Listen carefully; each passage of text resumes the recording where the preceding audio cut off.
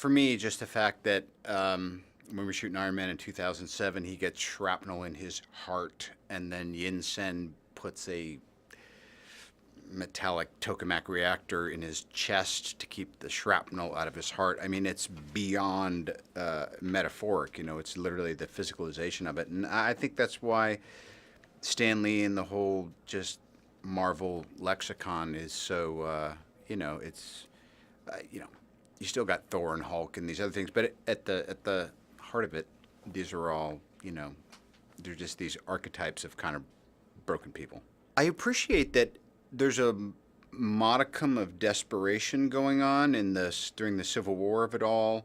He's like, man, we need backup and who's available and all that, and he kind of got a lead on a prospect, kind of like a baseball scout.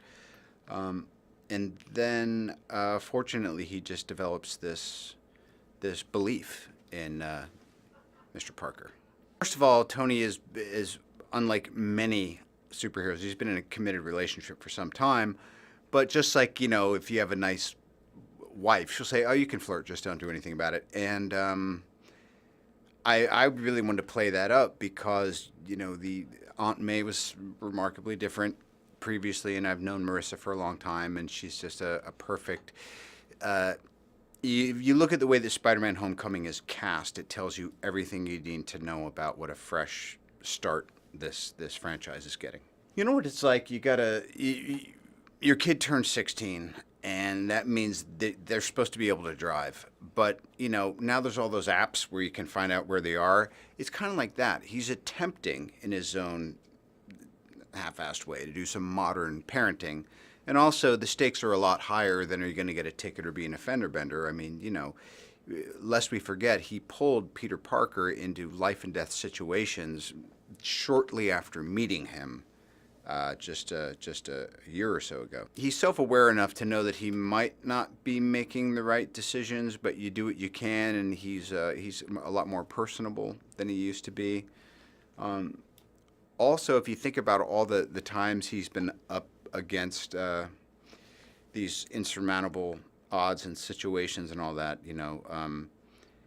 it is a little bit the idea of what we were talking about earlier too. Of you're looking for folks you can kind of pass the ball to in case you got to take a powder. In a way, I think Tony looks at him as, wow, this is a really